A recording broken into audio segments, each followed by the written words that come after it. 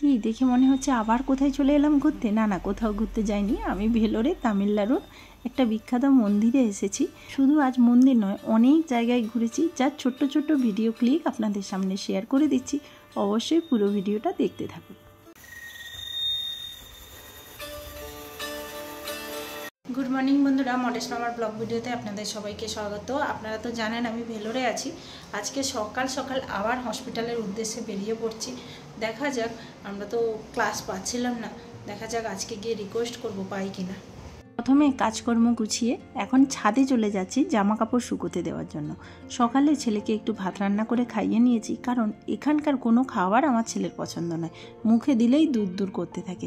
তো চলুন, ছাদে ওঠার পর আমি তো পুরো অবাক, মানে এত সুন্দর ভিউ আমি কোনোদিন যদিও এসে ছাদে উঠিনি, আজকে উঠে পুরো অবাক হয়ে গেছি। কি সুন্দর ছাদ থেকে পাহাড় দেখা যাচ্ছে, এটা আমার জানা ছিল না যে ছাদ থেকেও পাহাড় দেখা যাচ্ছে। উঠে আমি পুরো অবাক হয়ে গেছি, তো আপনাদের সাথে সেটাও শেয়ার করে দিলাম। তারপর বেরিয়ে পড়েছি। এখানে প্রত্যেকটা ঘরের সামনে দেখুন কি সুন্দর করে ড্রয়িং করে রাখে। তো এখন আমরা মেনলি রাস্তায় বেরিয়ে গেছি। প্রথমে যাব ভেলোর হসপিটাল, এর জন্য আমি বাসে উঠে পড়েছি। এখান থেকে বাসে করেও ভেলোর যাওয়া যায়।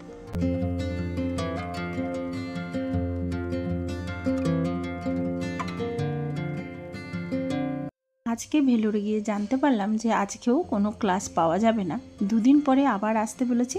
দেখা যাক কোনো ক্লাস পাওয়া যায় কিনা। যেহেতু ক্লাস পাওয়া গেল না এবং টাইম অনেক আছে, তাই প্রথমে ভেবেছিলাম ফুটে যাব, কিন্তু 1টা বেজে গেছে, ফুট বন্ধ হয়ে যাবে কিছুক্ষণ পরে। তাই ওই প্ল্যান চেঞ্জ করে এখন চলে যাচ্ছি গোল্ডেন টেম্পলে। ভেলোরের পাশেই অবস্থিত। আমার ভেলোর থেকে অটো ভাড়া নিয়েছে 250 টাকা। যদিও এখানে আমাদেরকে দেখে অটো ভাড়ার রেটটা অনেকটাই বেড়ে যায়, বাসে গেলে কিন্তু এই ভাড়াটা মাত্র 10 টাকা লাগে। তো অবশ্যই আপনারা যদি ভেলোরে আসেন, ভেলোর থেকে অ্যাভেলেবেল বাস আছে গোল্ডেন টেম্পলে যাওয়ার জন্য, তো বাস ধরেই যাবেন। অটো এত বেশি ভাড়া চায় আমাদেরকে, যেহেতু ল্যাঙ্গুয়েজের প্রবলেম, সেই কারণে ওনারা ইজিলি বুঝে যায় আমরা বাঙালি, আর সেই কারণেই রেটটা কিন্তু খুব বেড়ে যায়। যদিও যাওয়ার পথে রাস্তাটা খুবই সুন্দর, আর বাসে গেলে কিন্তু কোনো অসুবিধা হয় না, বাসের অ্যাভেলেবেল সিট পাওয়া যায় এবং খুব কম সময়েই কিন্তু গোল্ডেন টেম্পলে পৌঁছে যেতে পারবেন।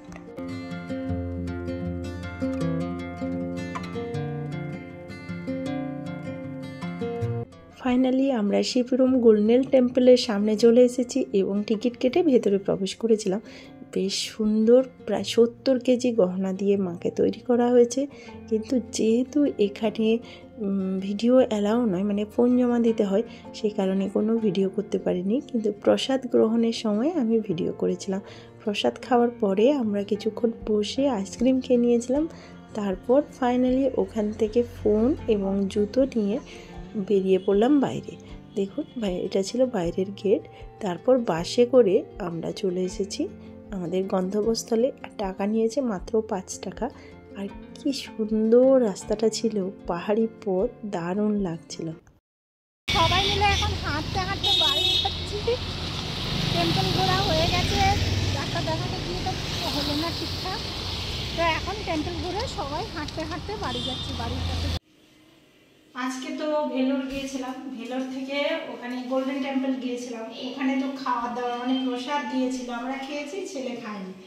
তাই এসে প্রেসার কুকারে ভাত আর ছেলের জন্য এখন মাছের ঝোল বসাচ্ছি। যে মাছ আর ঝোল বসাচ্ছি, হলেও খাবে। এখন বাজে 3:30।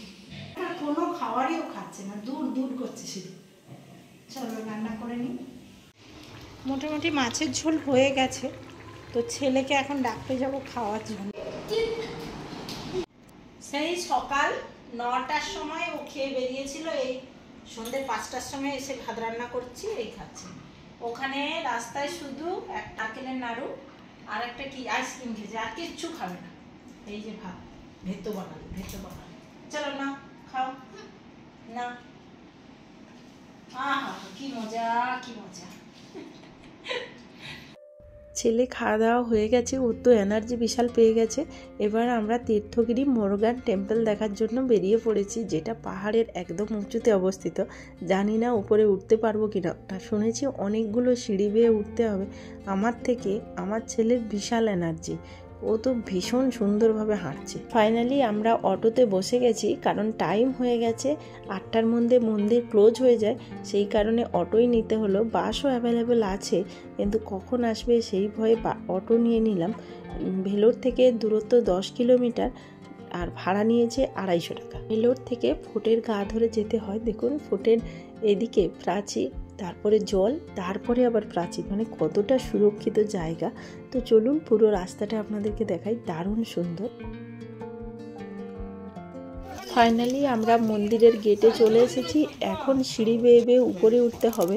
আমরা যে অটো ধরেছিলাম, অটোওয়ালা দাদা বলছিল একটা রাস্তা আছে, ওটাতে একদম মন্দিরের উপরে পৌঁছে দেবে, কিন্তু রাস্তা খারাপ থাকার জন্য আর এখন অটো ঢুকতে দিচ্ছে না। তো সিঁড়ি দিয়ে উঠতে হবে। বেশ ভালোই লাগছে, মানে সিঁড়ি দিয়ে ওঠা এক্সপেরিমেন্টটা ভালোই লাগবে মনে হয়। কত সুন্দর উঠে চলে যাচ্ছে, আমি পাচ্ছি না। উফ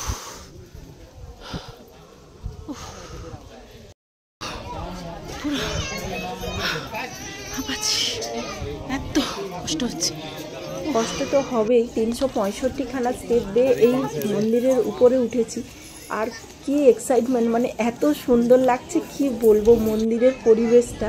তো চলুন প্রথমে আগে দর্শন করে নিই। ভিতরে ভিডিও করা অ্যালাও না, সেই কারণে বাইরের ভিডিওটা আপনাদেরকে দিব।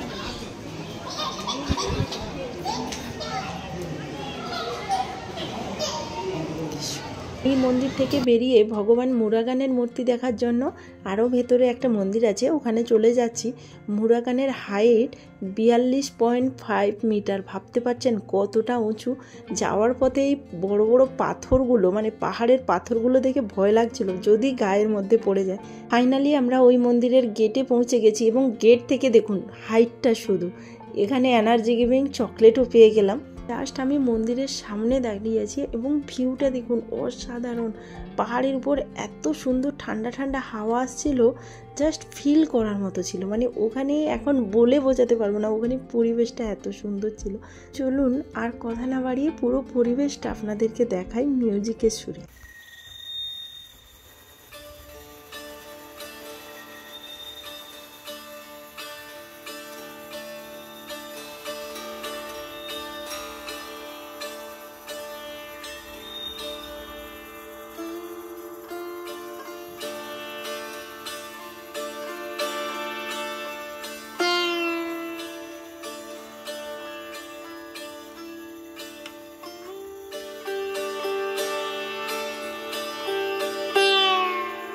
মন্দির দেখার পর ফাইনালি অটো ধরে বাড়ির পথে চলে এলাম।